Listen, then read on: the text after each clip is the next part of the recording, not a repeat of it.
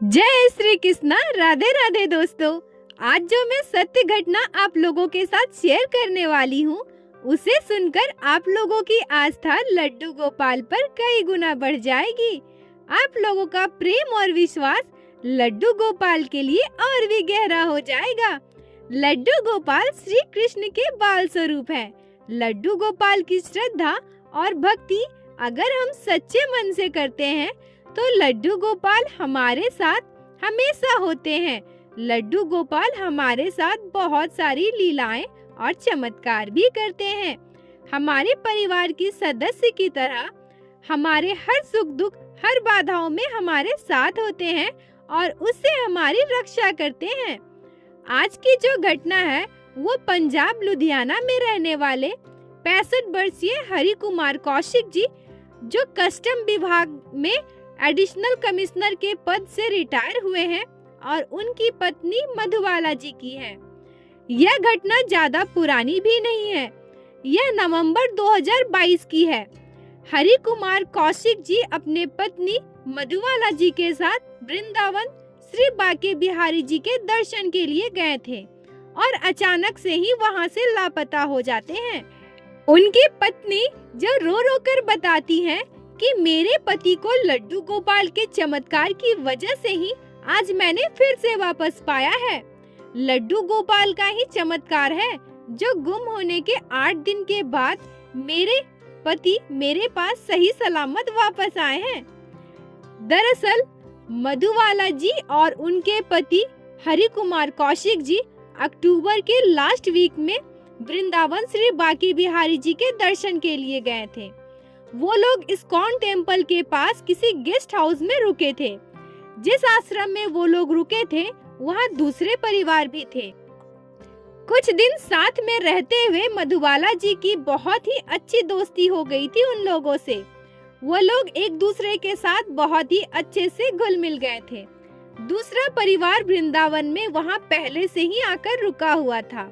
मधुबाला जी और कौशिक जी के जाने के कुछ दिनों के बाद जब वो फैमिली घर वापस जाने लगी तो मधुबाला जी को उन्होंने एक लड्डू गोपाल गिफ्ट के स्वरूप दिया। मधुबाला जी ने भी लड्डू गोपाल को खुशी खुशी अपने पास रख लिया और सोची कि जब हम घर पे जाएंगे तो वहाँ लड्डू गोपाल को विराजित करके उनकी सेवा करेंगे। परंतु उसके 2 दिन के बाद ही उनके पति कौशिक जी अचानक से गायब हो जाते हैं।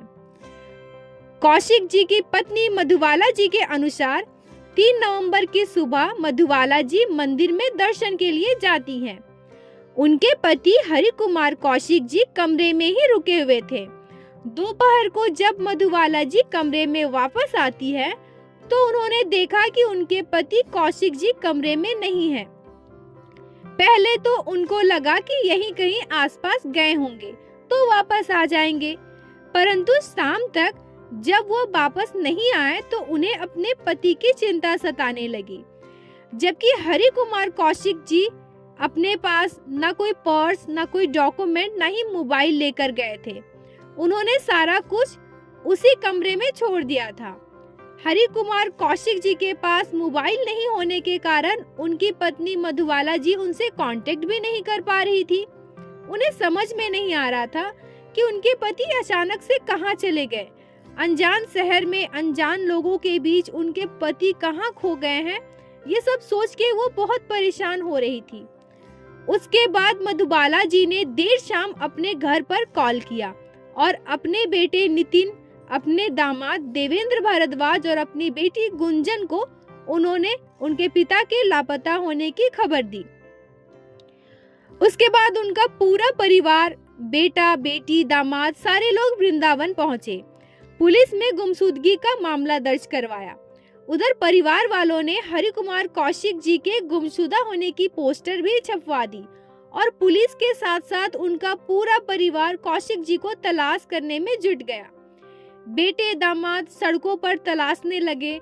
उनकी बेटी गुंजन, जो पेशे से योगा टीचर थी, वो सारे धर्मशाला, गेस्ट हाउस और होटल में घूम घूम कर अपने पिता को तलाशने लगी। हरि कुमार कौशिक जी की पत्नी मधुबाला जी हर मंदिर में घूम घूम कर अपने पति को ढूंढने लगी। इसी तरह से 3 दिन बीत गए। परंतु अभी भी हरि कुमार कौशिक जी का कोई भी पता नहीं चल पा रहा था। पुलिस वालों के साथ साथ सारे परिवार वाले उनकी तलाश में लगे हुए थे। उन्हें जगह जगह पर ढूंढकर परेशान हो रहे थे, परंतु उन्हें कहीं भी उनकी कोई भी खबर नहीं मिल रही थी। उनकी पत्नी और बच्चों का रो रो कर बुरा हाल था। मधुबाला जी कहती हैं कि 8 नवंबर की सुबह मुझे अचानक से लड्डू गोपाल की तरफ ध्यान गया। मैं लड्डू गोपाल की मूर्ति को हाथ में लिए रोने लगी और गुस्से में कहने लगी कि आप मेरे जीवन में आए और उसके 2 दिन के बाद ही मेरे पति पता नहीं कहाँ चले गए। वो किस हाल में है, कहाँ पे है, मुझे कुछ नहीं पता। अगर मेरे पति नहीं मिले तो मैं आपको यहीं छोड़कर चली जाऊंगी। मैं आपके दर्शन के लिए कभी नहीं आऊंगी, ना ही आपकी कभी पूजा करूंगी। तभी कौशिक जी के परिवार वालों को अपना घर आश्रम के बारे में जानकारी मिली। उन्हें पता चला कि अपना घर आश्रम में निरक्षित और बेसहारा सड़कों पर घूमने वाले लोगों को आश्रय दिया जाता है।